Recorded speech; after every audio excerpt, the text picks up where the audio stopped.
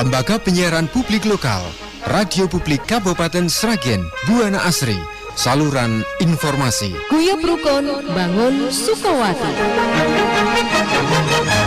Salam saudara-saudara yang dikasihi dan mengasihi Tuhan, kita berjumpa dalam mimbar agama Kristen Radio Buana Asri Sragen.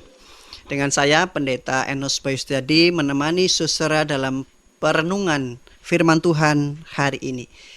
Saya mengucapkan selamat Natal dan menyambut tahun baru bagi saudara-saudara semua. Semoga damai dan sukacita senantiasa ada di dalam saudara-saudara semua. Sebelum kita merenungkan sabda Tuhan, mari kita berdoa. Sungguh karena anugerah Tuhan, saat ini kami boleh merasakan berbagai hal yang baik, penyertaan dan pemeliharaan Tuhan. Hampir di penghujung tahun ini kami mengingat segala hal yang sudah Tuhan perbuat di sepanjang tahun 2021. Dan kami percaya di tahun 2002 yang akan kami sambut, Tuhan juga yang akan menyertai dan memelihara kehidupan kami. Saat ini kami hendak disapa oleh sabda Tuhan, kiranya Roh Kudus yang menuntun pikiran dan hati kami, sehingga melalui firman-Mu lah kehidupan kami senantiasa dibentuk untuk hidup dalam kehendak ilahi. Berkati hamba-Mu yang akan menyampaikan sabda Tuhan di dalam nama Tuhan Yesus Kristus. Amin. Sabda firman Tuhan akan saya bacakan dari Yohanes pasal 1 ayat 1 sampai yang ke-14. Pada mulanya adalah firman, firman itu bersama-sama dengan Allah dan firman itu adalah Allah. Ia pada mulanya bersama-sama dengan Allah. Segala sesuatu dijadikan oleh Dia dan tanpa Dia tidak ada suatu pun yang telah jadi dari segala yang telah dijadikan. Dalam Dia ada hidup dan hidup itu adalah terang manusia. Terang itu bercahaya di dalam kegelapan dan kegelapan itu tidak menguasainya. Datanglah seorang yang diutus Allah namanya Yohanes. Ia datang sebagai saksi untuk memberi kesaksian tentang terang itu, supaya oleh dia semua orang menjadi percaya. Ia bukan terang itu, tetapi ia harus memberi kesaksian tentang terang itu. Terang yang sesungguhnya yang menerangi setiap orang sedang datang ke dalam dunia. Ia telah ada di dalam dunia dan dunia dijadikan olehnya, tetapi dunia tidak mengenalnya. Ia datang kepada milik kepunyaannya, tetapi orang-orang kepunyaannya itu tidak menerimanya. Tetapi semua orang yang menerimanya diberinya kuasa supaya menjadi anak-anak Allah, yaitu mereka yang percaya dalam namanya. Orang-orang yang diperanakan bukan dari darah atau dari daging, bukan pula secara jasmani oleh keinginan seorang laki-laki, melainkan dari Allah. Firman itu telah menjadi manusia dan diam di antara kita, dan kita telah melihat kemuliaannya, yaitu kemuliaan yang diberikan kepadanya sebagai anak tunggal Bapa, penuh kasih karunia dan kebenaran. Demikian sabda Tuhan bagi kita. Tema perenungan firman Tuhan hari ini, Yesus datang membawa terang. Berbicara soal terang, ada sebuah lagu himne dari Zulu Afrika Selatan yang berjudul Sia Hamba. Saya akan menyanyikan penggalan liriknya.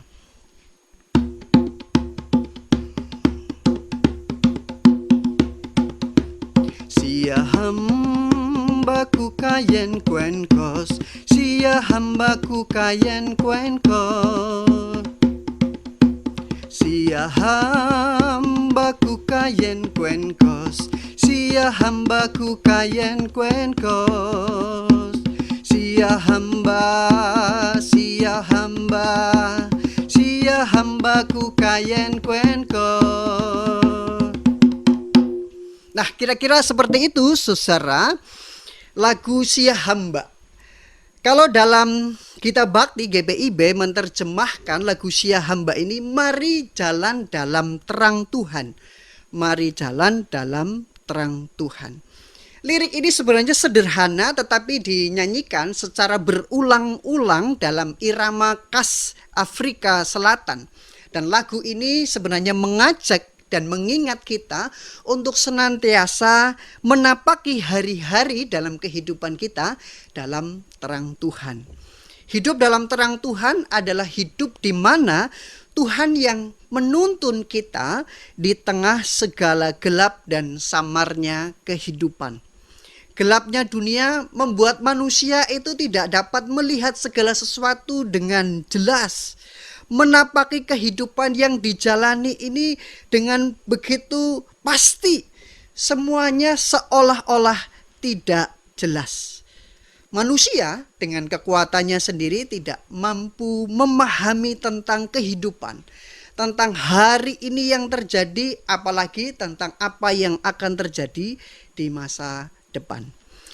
Dunia yang gelap dan samar-samar ini menjadikan manusia hidup yang tidak ideal, menjadikan hidup kita menjadi rapuh. Manusia mudah membenci, manusia mudah mendendam, berperang, manusia mudah takut, manusia mudah khawatir dan gelisah, manusia mudah sakit hati, manusia mudah mengalami kelemahan tubuh, manusia rapuh dalam berbagai musibah dan bencana. Manusia menjadi tergoda untuk menjadi jahat. Akhirnya manusia hidup dalam ketidakberdayaan melawan segala gelapnya dunia. Maka tidak dipungkiri dalam ketidakberdayaan inilah yang membuat kita menjadi jatuh dalam dosa. Kelemahan dan kerapuhan terbesar dalam diri kita sebagai manusia adalah sulit bangkit dari dosa dan dunia yang gelap. Maka dalam keadaan yang seperti ini kita membutuhkan pertolongan, yaitu pertolongan dari Tuhan. Pertolongan itu adalah terang. Yohanes 1 ayat yang keempat mengatakan, dalam Dia ada hidup dan hidup itu adalah terang manusia. Jadi terang itu adalah Tuhan Yesus sendiri, Sang Firman yang telah menjadi manusia. Manusia membutuhkan terang dalam kehidupan ini. Hidup menjadi utuh, hidup menjadi bermakna dan indah. Terang itu menjadi sangat penting dalam kehidupan kita. Bukan hanya dalam arti harfiah bahwa terang sinar matahari atau benda-benda penerang lainnya, lalu kita bisa melihat segala sesuatu di sekitar kita. Tetapi terang dalam firman Tuhan hari ini memberi makna yang sangat penting dan mendalam. Yang pertama, menerangi pikiran kita sebagai umat Tuhan. Memberi wawasan yang semakin luas dan benar. Kondisi ini adalah kondisi di mana manusia lalu memahami dan mengerti kebenaran. Manusia jadi tahu mana yang benar, mana yang jahat. Manusia jadi tahu mana menimbang mana yang adil dan mana yang tidak. Mana yang buruk dan mana yang benar. Terang ini juga menerangi hati setiap kita. Terang manusia lalu membuat kita semakin mengenal Tuhan yang hadir dalam kehidupan kita. Mengenal apa yang menjadi kehendak Tuhan. Terang di dalam hati itu yang membuat kita merasa lega dalam segala situasi kehidupan. Ada kemerdekaan batin, berani menghadapi kekhawatiran dan ketakutan, kecemasan dan kegelisahan. Terang yang hadir dalam kehidupan kita menerangi dari kegelapan dosa. Kehadiran Tuhan Yesus sebagai sang terang mendatangkan keselamatan dan penebusan dalam kehidupan kita. Maka saudara, yang menjadi refleksi kita hari ini ada dua hal yang menarik. Yang pertama, Yesus Sang Firman itu hadir juga sebagai terang di dalam dunia yang gelap. Yesus adalah Allah dan yang maha sempurna, namun Ia berkenan hadir di tengah dunia yang penuh dengan kegelapan dan rapuh serta tidak ideal. Ia hadir dalam wujud manusia yang rapuh juga. Sama seperti kita yang rapuh dan tidak sempurna. Kalau kita membandingkan di dalam Filipi 2 ayat yang keempat dan 6 dikatakan, yang walaupun dalam rupa Allah tidak menganggap kesetaraan dengan Allah itu sebagai milik yang harus dipertahankan, melainkan telah mengosongkan dirinya sendiri dan mengambil rupa seorang hamba dan menjadi sama dengan manusia. Saudara, Tuhan Yesus rela kehilangan haknya, yang berarti memberikan bagian yang seharusnya menjadi miliknya demi pekerjaan Allah Bapa agar rencananya tergenapi. Rencananya apa? Memulihkan relasi antara Allah dan manusia yang terputus karena dosa, lalu mengembalikan citra manusia sebagai anak-anak Allah. Jadi kehadiran Allah menjadi manusia dalam diri Yesus itu sebagai tanda bahwa Allah memahami kerapuhan dan kehidupan manusia yang tidak ideal. Allah mau solider dan berbela rasa di tengah kehidupan dunia yang gelap dan suram. Yang kedua, saudara, hal yang menarik, ia tinggal diam di antara kita. Kalau kita membaca di ayat yang ke-14, firman itu telah menjadi manusia dan diam di antara kita. Jadi yang menarik bahwa Tuhan itu tidak hanya singgah, datang lalu pergi, tetapi ia diam di antara kita. Itu berarti ia berkenan mengalami kehidupan bersama dengan kita manusia dengan segala kerapuhan dan ketidaksempurnaan. Berarti ia berkenan mengalami pasang surut hidup yang berat dan terkadang kejam ini. Jadi Tuhan Yesus adalah pribadi yang berkenan menjadi bagian dari sejarah kemanusiaan hidup di tengah diri kita masing-masing. Maka mestinya firman Tuhan, Yesus yang membawa terang ini dipahami dalam kerangka kehadirannya mesti membawa perubahan juga dalam kehidupan manusia dan dunia. Maka kita mesti menyambut sang terang itu untuk masuk dalam segala kerapuhan dan kehidupan kita yang tidak ideal. Maka giliran kita yang belajar untuk mengosongkan diri, melepaskan segala ego dan kekuatan diri kita. Supaya hanya dengan cara demikianlah kasih karunia dan anugerah Tuhan yang besar itu dapat masuk dalam kehidupan kita. Bagaimana kasih Tuhan itu bisa masuk kalau kita masih ego, kita masih menggunakan kekuatan kita sendiri. Tetapi ketika kita mengakui kerapuhan kita, kelemahan dan keberdosaan kita di hadapan Tuhan dan memohon pertolongannya, maka Tuhan dan kasih-Nya akan masuk dalam kehidupan kita. Namun jika kita menjadi pribadi yang sombong dan mementingkan ego kita sendiri, sebenarnya kita sedang menutupi kelemahan dan kerapuhan kita, dan kasih Tuhan akan menjadi sulit masuk dalam diri kita.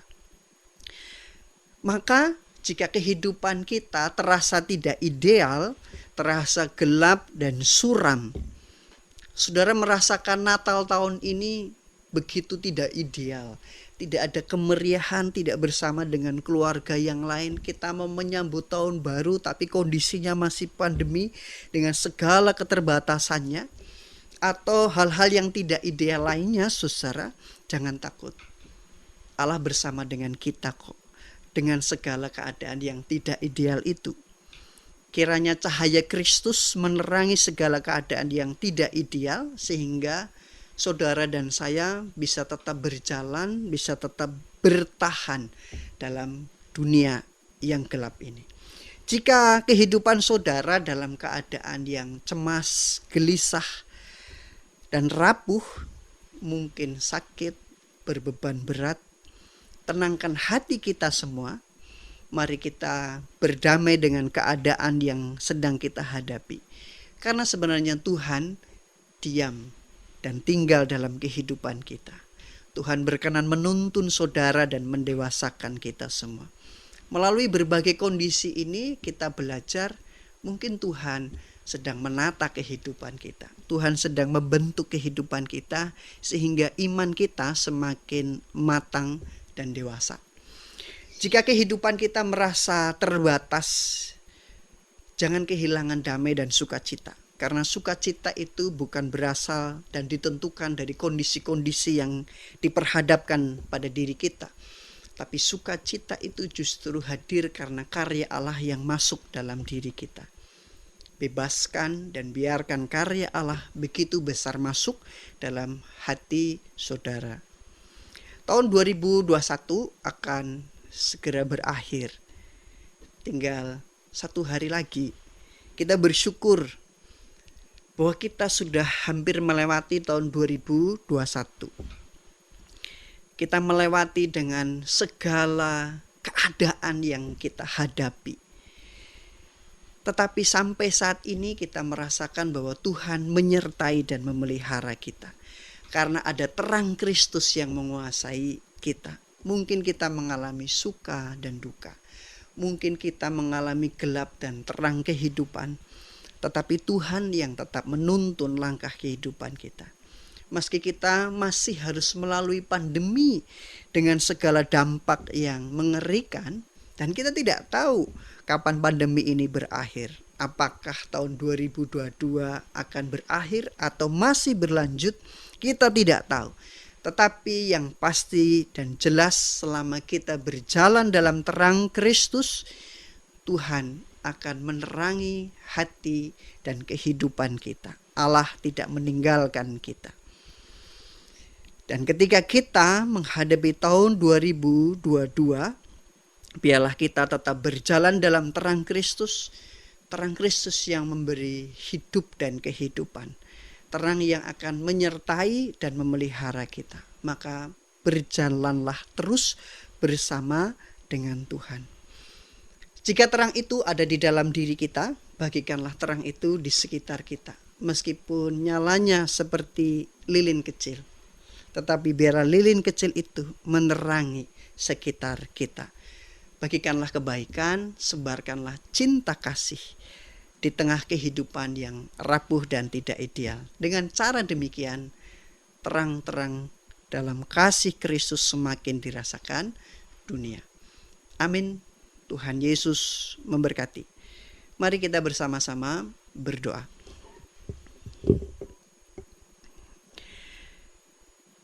Ya Tuhan, Sang Firman yang hidup, Firman yang menerangi diri dan hati kami.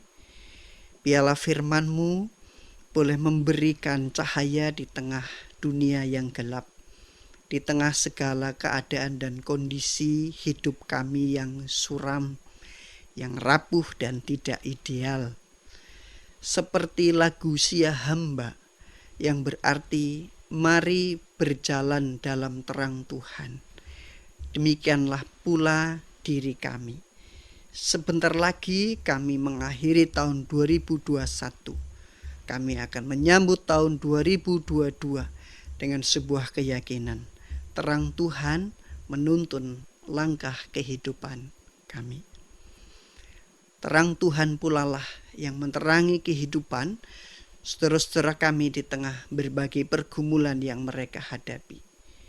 Kami mengingat saudara kami yang bergumul dalam sakit, kelemahan tubuh.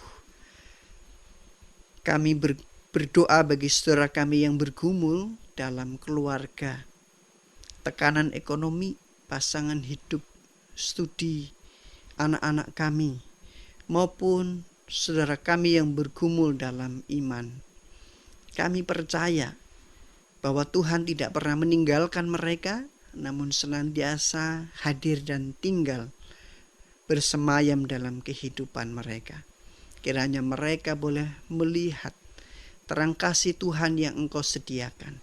Dan mereka menyambut supaya saudara kami boleh merasakan pertolongan dan penyertaan Tuhan yang memampukan mereka berani menghadapi pergumulan demi pergumulan.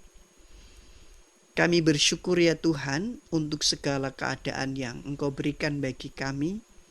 Engkau senantiasa terus menyertai dan memelihara kami. Berkatilah hari ini, hari-hari ke depan dan tahun 2022 yang akan kami sambut. Biarlah tahun depan menjadi tahun yang penuh dengan rahmat dari Tuhan. Engkau pun mengajak kami bersama-sama untuk hidup membawa terang di tengah sekitar kami. Dengan kesediaan dan partisipasi kami berbagi kebaikan, cinta kasih bagi orang-orang di sekitar kami.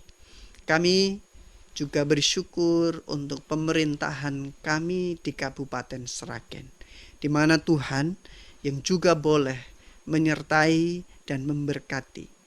Kiranya melalui pemerintahan kami ada damai sejahtera, keadilan sosial yang senantiasa boleh diwujud nyatakan melalui peran serta pemerintahan daerah kami. Dari bupati, camat, lurah, hingga pemerintahan di lingkungan sekitar kami. Ada kuasa Tuhan yang bekerja dalam diri mereka yang memberikan segala sesuatu yang mendatangkan kebaikan. Kami bersyukur melalui Radio Buana Asri, kami bersama-sama juga boleh merasakan sapaan sabda Tuhan. Kiranya Tuhan juga memberkati Radio Buana Asri ini menjadi saluran berkat dan cinta kasih.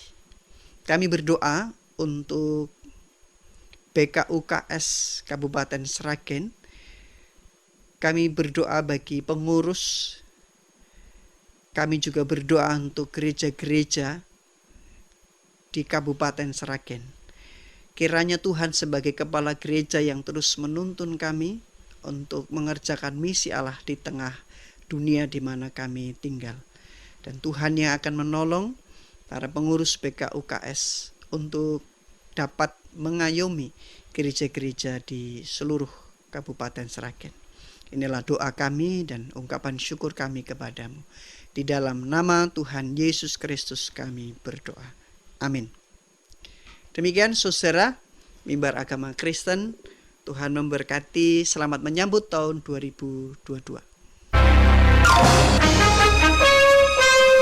Lembaga Penyiaran Publik Lokal, Radio Publik Kabupaten Sragen, Buana Asri, saluran informasi. Guyub Rukun Bangun Sukowati.